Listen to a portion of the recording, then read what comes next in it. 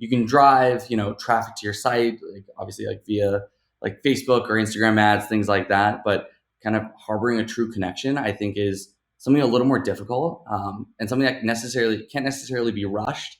And I think that's what's been really cool about SMS is something that we always hold really core to us is kind of our tone of voice, how we speak to our customers, and really when specifically via SMS, wanting people to feel like it's a friend talking to them. You are listening to the Messenger Mastermind podcast, a podcast that provides actionable tactics for quickly growing e-commerce companies to profitably scale their business.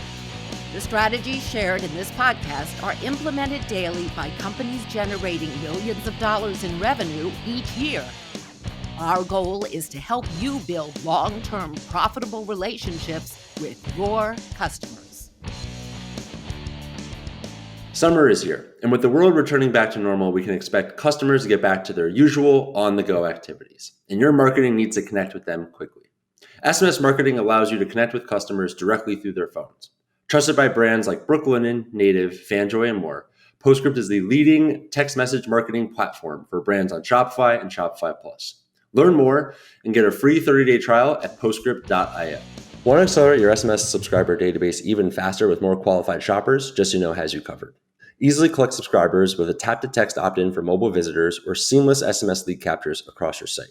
Plus, Justuno directly integrates with leading SMS platforms like Postscript to easily share your hard-earned opt-ins. Justuno's best practices with impression rates ensure that your KPIs don't become overinflated vanity metrics and that your opt-ins are easily shared with your SMS platform. Plus, you can get access to your data anytime. So you can get the data and insights you want when you want them. Get started with a free trial of Justuno today and accelerate your SMS subscription growth. Head over to justuno.com/mastermind to learn more and snag your exclusive discount for being a Messenger Mastermind listener.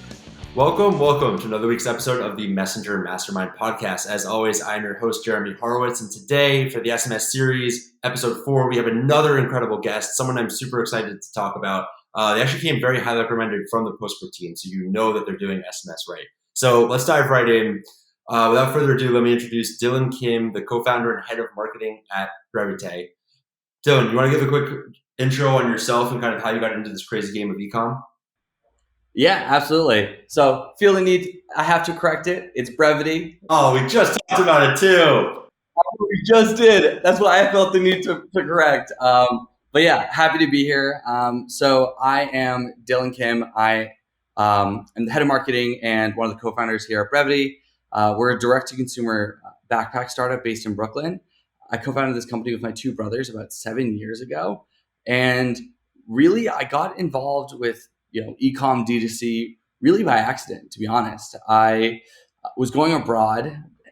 You're getting the whole origin story here. But I was going abroad to Hong Kong about 7 years ago, was looking for a camera bag, something that could hold my laptop, didn't look like a camera bag, and I was a broke college student, so something that didn't break the bank.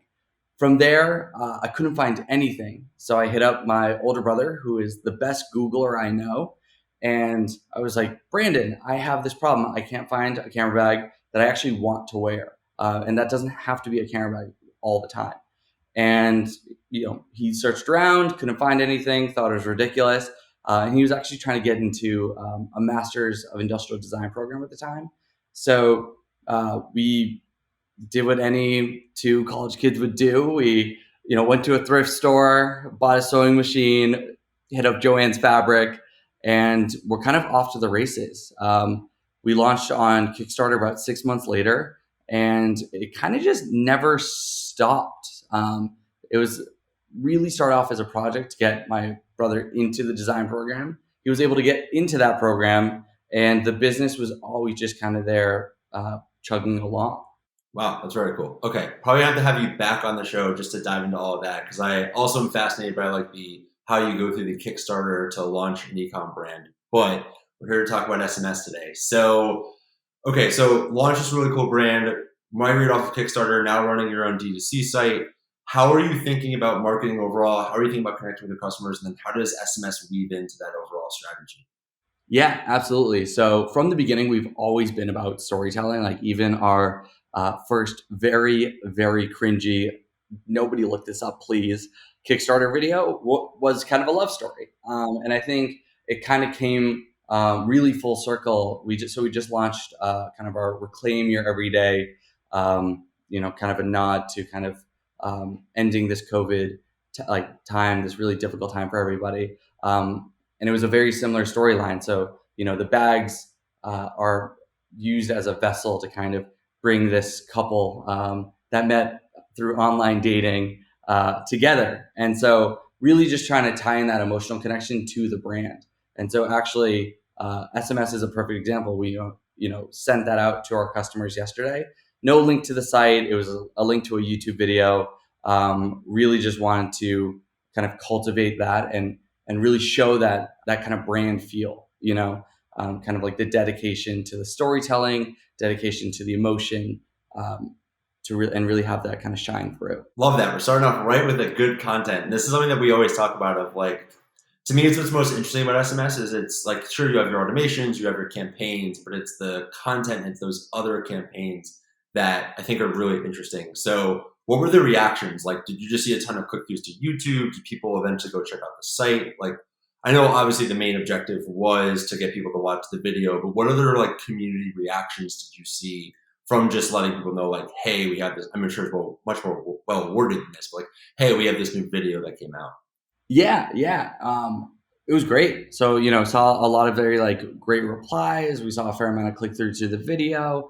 And just like an overall like very positive response. I think what was really cool was, to see kind of customers resonate on an emotional level. I think that's kind of the side of e-com D2C that's like often missed, is kind of like the storytelling and like the connection to the brand and kind of the more like intimate pieces. Like I think you can drive, traffic to your site, like obviously like via like Facebook or Instagram ads, things like that. But kind of harboring a true connection, I think, is something a little more difficult and something that can't necessarily be rushed. And I think that's what's been really cool about SMS is something that we always hold really core to us is kind of our tone of voice, how we speak to our customers, and really when specifically via SMS, wanting people to feel like it's a friend talking to them has been something that's been very important. So, we're a little goofy sometimes in our SMS where, it's like an accomplishment, or let's say it's like a promotion at work or something. Like you're not going to be like, hey man, just got this. That was great. You're going to be stoked about it, right? So you're going to be like, hey, yo, like we just launched this new backpack. It's amazing. Check it out. So really just trying to infuse a lot of that personality kind of into our SMS, whether it's a campaign send or automations, really want, we're stoked on what we're doing. So we want other people to feel that as well. Yeah, definitely. So I'd say that to me, from all those lists I'm subscribed to and just working with other companies, I think this is where a lot of people struggle the most. So how did you guys effectively do that, especially with the character limits and everything else in SMS? Like how have you figured out a framework or a process to really like always infuse your tone, brand tone, and personality into SMS to like accomplish that? Yeah, I think it's like much more simple than people think. Like even for us, like we start off a lot of our text messages with like a hi or a hey, depending on character limits, sometimes it's like a how are you, but just little things like that.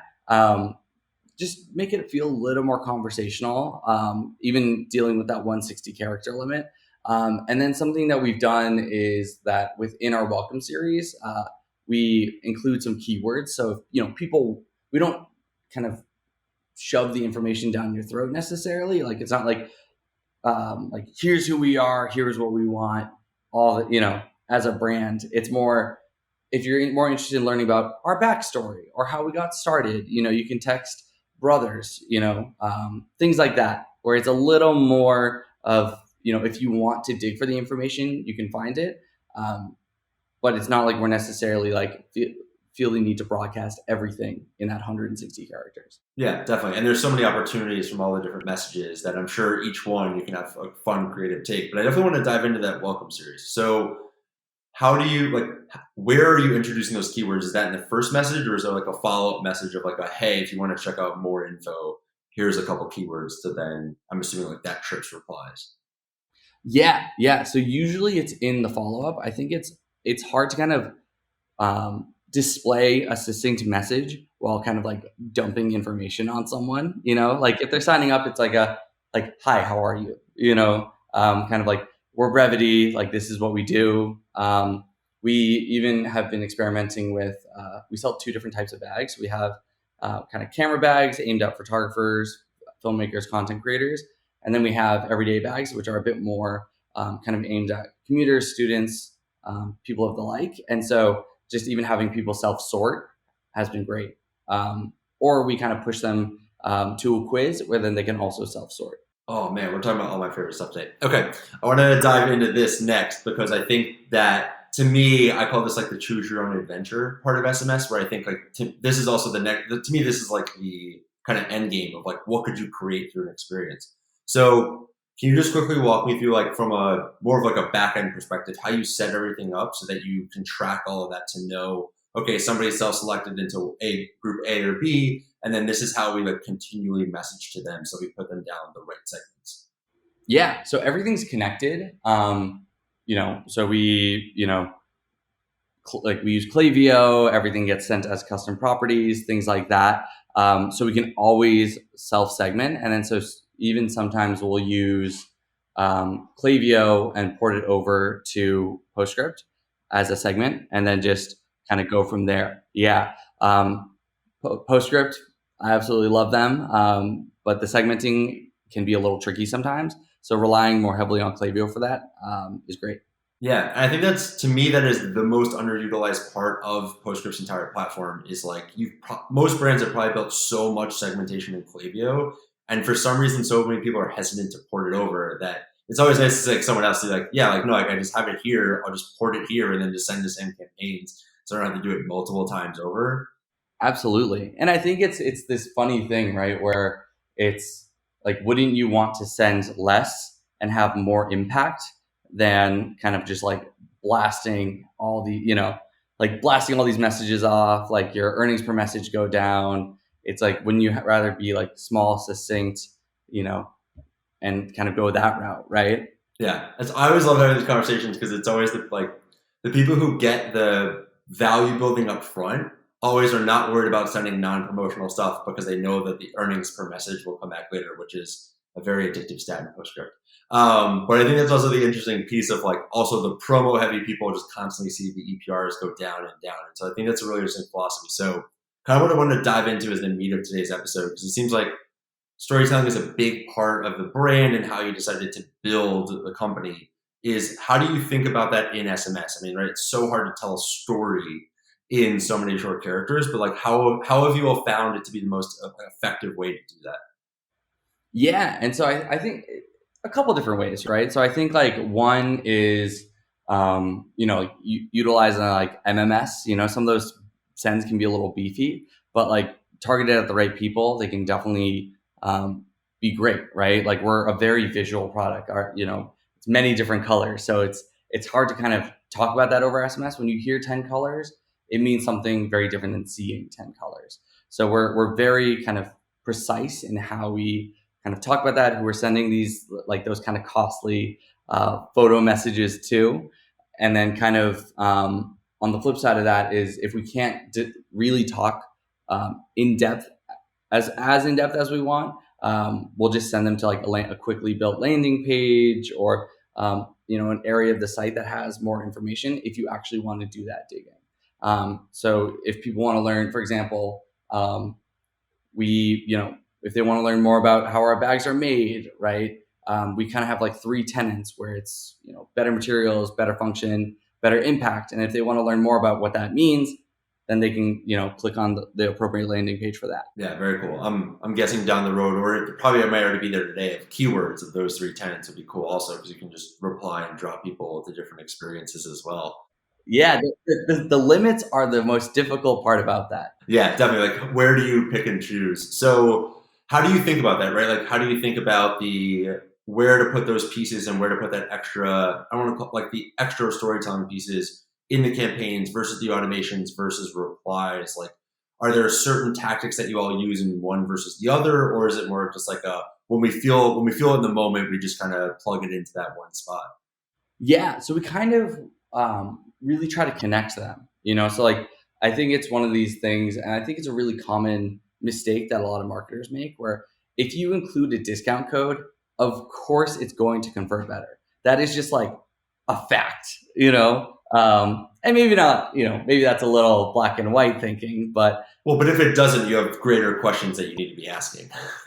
Exactly. So, we always joke where it's really sending like, kind of like creating those opportunities for those promos to work well, by sending out a lot of like branded materials, of course, like via email. You can send more of the color and more of kind of, maybe display a little more information. But with the SMS, we really try not to kind of like spam people with promo codes, because if, let's say, like the first or second message in a flow has a promo code, that's fantastic. Or let's say with an abandoned cart, like if you're still able to, get a decent amount of users in without a promo code, without giving up that margin, great. And you're able to kind of, and I know even Postscript and SMS in general, I know they're kind of going to that one message abandoned cart. And so we test that constantly, where it's like, oh, if we give a promo code, or if we just say brand value, is like, what is the difference there?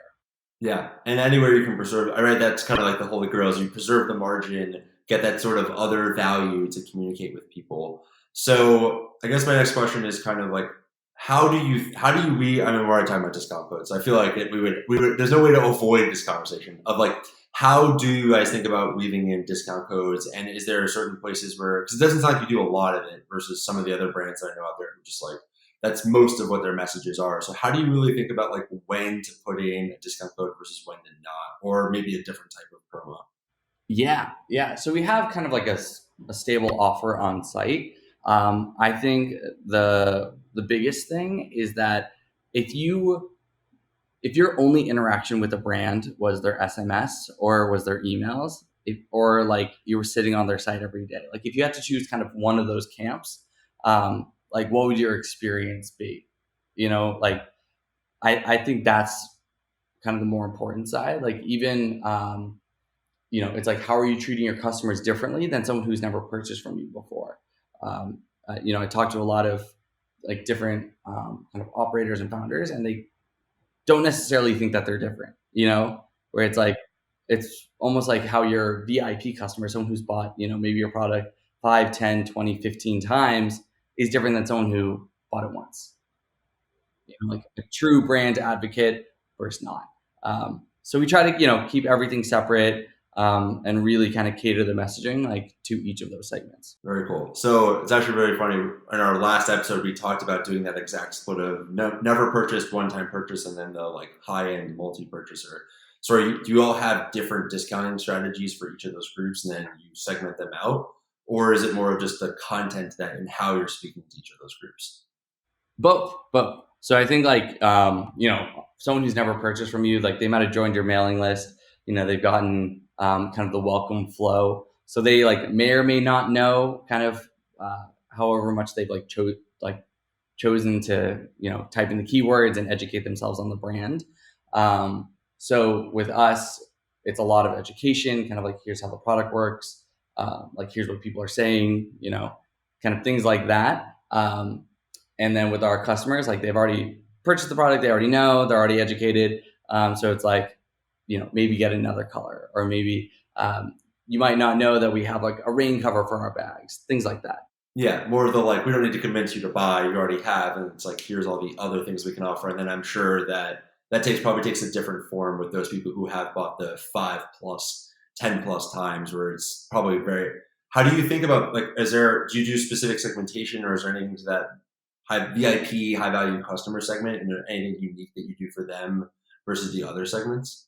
Yeah. So it's funny because we were just talking about this the other day, where it's even like, how can we like delight these people, right? Like, like they've cleared, and some of, we've been around for about 7 years. So we have some customers who have owned every single bag that we've ever made.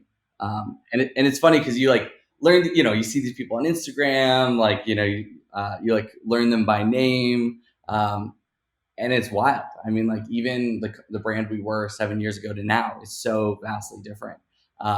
So yeah, we're like trying to figure out like the best way to kind of cater to these like amazing customers who have been so supportive. But right now it's, we only really we try to only reach out when we have like brand new product launches or kind of things that they would be interested in. Whereas maybe some more of like the prospecting audience is we reach out a little more aggressively too. Yeah, definitely. Keep it high value for those high value customers. Exactly. And it's, it's a pretty like decent sized group, and we like want to keep those like unsubscribes and things like that as low as possible. Yeah, definitely. Because they stick around for 6 months, another year. It's just, there's so much profit and value for the brand that it's always that fine balance of like, how much do we hit this group up versus just kind of let them do their own thing. Yeah. And I think there's kind of this, maybe like a funny disconnect where you're like, oh, like if I just bombard someone with ads or whatnot, like eventually they'll convert. And then it's like, but how are you like actually speaking to them? Yeah, definitely. And do they actually want to see that much of your brand? But so I want to dive into kind of the rest of your program because I think there's so many interesting things that you all do. I was checking out the quiz before the show and also loved the like specific question about which Spotify playlist are you. So I was just wondering, like, how do you think about weaving SMS into those other types of programs? Or do you have, let me take a step back. The way that we always think about things is like, okay, how do we get people onto our lists? And then how do we create engaging experiences for them once they're there? So like, how do you all think about that? Do you have specific experiences where you put people into SMS? Like I know you mentioned product drops, but is there anything else where like through the quiz or other site experiences where you're weaving SMS into that as well?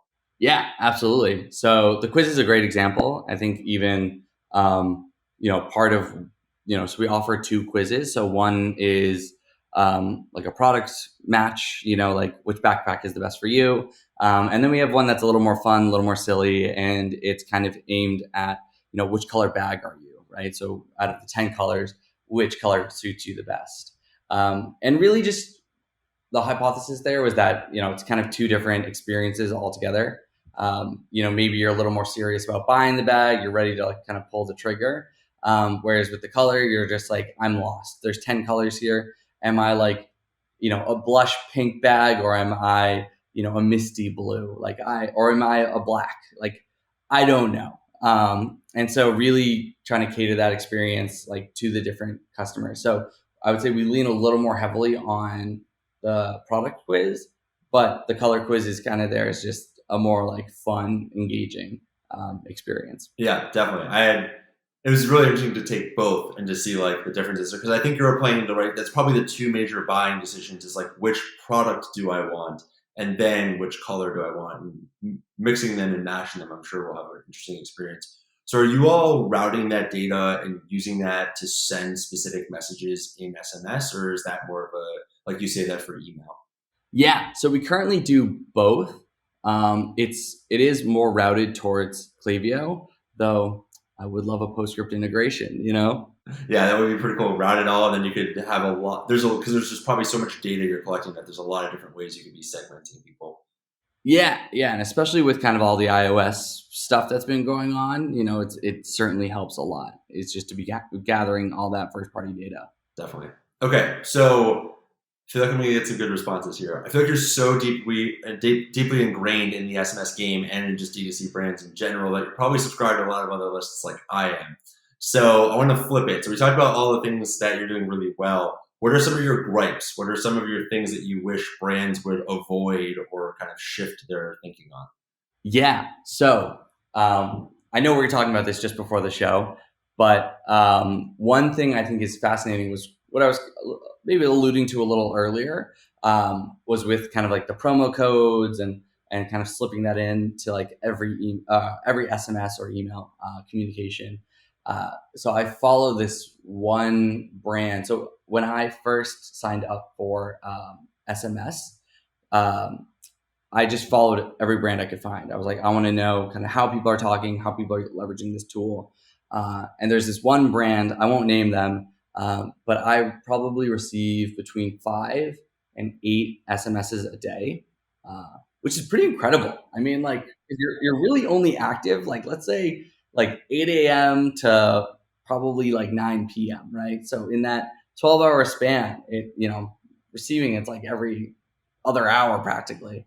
And so, but it's interesting, and I haven't unsubscribed yet, and I feel like it's because it serves as a good beacon, because all they do is send out discount codes and just like, get this 30% off, get that 25% off.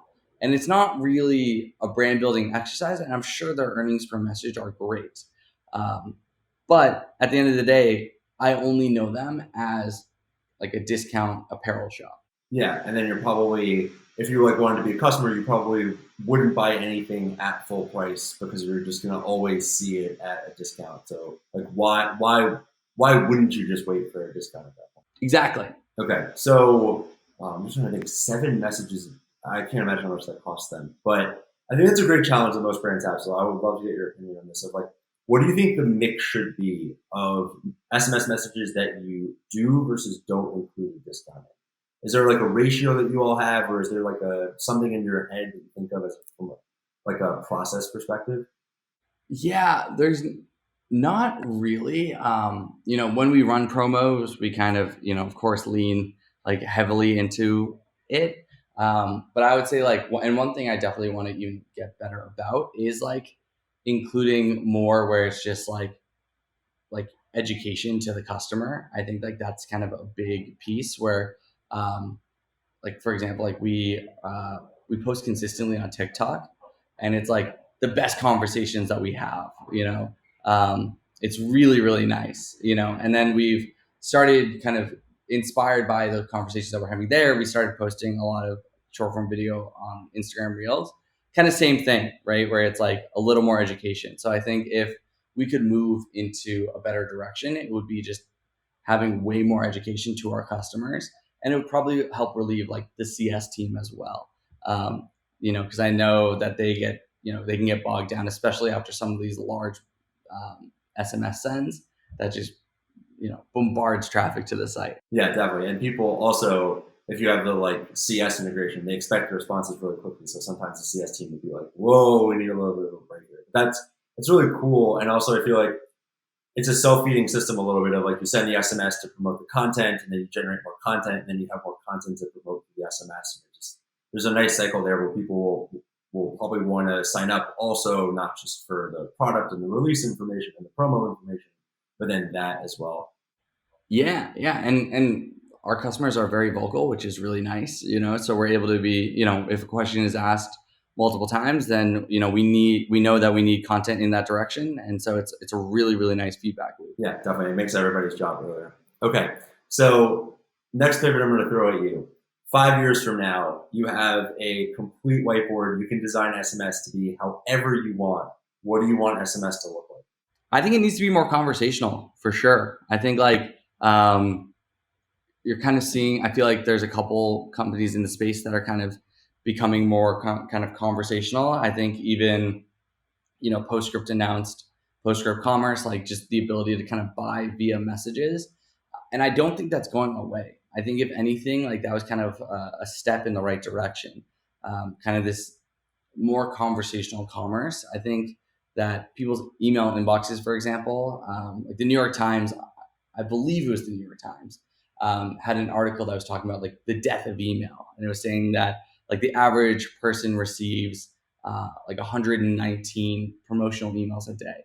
I don't know about you, but I don't have time for that, whereas, you're probably receiving a handful of text messages a day. So I think it will be interesting to see kind of how that evolves. Like, I don't necessarily think our texting inboxes will ever become our email inboxes, but I think if that happens, it's of like paramount importance that you're able to have a conversation with your customers and you're not just like throwing out a discount code at every chance you get. Yeah, definitely. I completely agree. And it's also whether like if your CS team especially can handle it, it's the most fun to see which messages actually get the response from customers. So like from back in the day when I used to manage this type of brand, we would make it a persona. So we had like all of our messages would come from a teammate called Maria.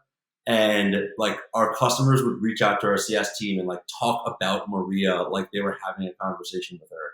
And so I think that's the other really interesting piece of like, if you can make it more conversational, customers will also start to have that more of affinity to your brand as well. And it's not just we like the product and like it's good marketing, but yeah, like it also will help, I think, like actually establish a relationship with the brand, kind of like what early organic social was like. So I agree with you. I very much hope that we're going on that same path as well. So I know you're incredibly busy, so I've got a couple of questions I'd like to ask everybody when I'm wrapping up, and I have a feeling you're going to give me some good answers. So the first one is, what's one piece of content you recommend that everybody listening consume?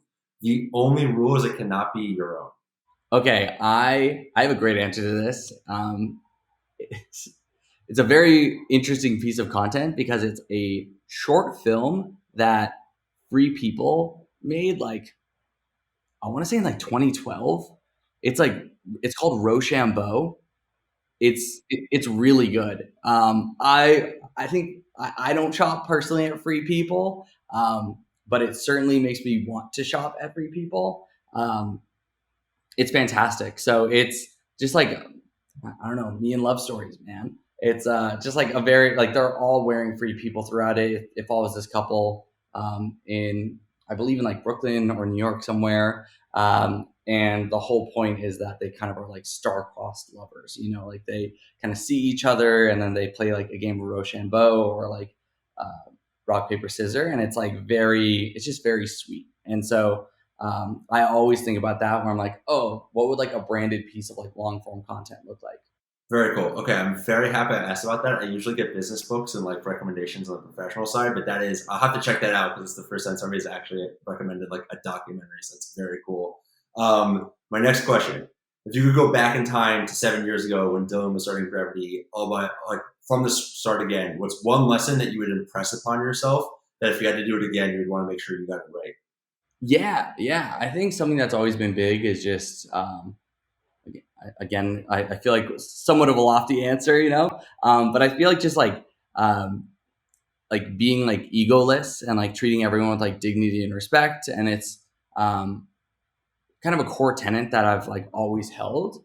And I think just like leaning into that a bit more, like, you know, people love talking about what they're passionate about. Like, I think like having more conversations with more passionate people, kind of from the beginning, you know, we kind of figured everything out on our own. We're completely bootstrapped. And so we've been able to kind of really have some wonderful conversations in the past recent years, but kind of in the beginning, it was definitely a little isolating. So definitely be like not afraid to reach out to people. I love chatting with people, other founders, other operators, things like that. Yeah. Okay. Yeah. I love that. The network is so important because it's, especially those questions of like is this going well or is this going poorly, is always so helpfully framed by other people who are kind of going through it as well. Yeah, exactly. Okay. So my last question for you, if anybody wants to learn more about you or what's going on at Brevite, where's the best place to go find you and the company? Yeah. So we're at Brevite on like pretty much all platforms. That's Brevite. And our website is brevite.co. So Brevite.co. Yeah. And then with me, just connect on LinkedIn or something like that. Awesome. Well, we really appreciate the time. Thanks, Dylan. Thanks, man. Thanks for listening to another week's episode of the Messenger Mastermind podcast.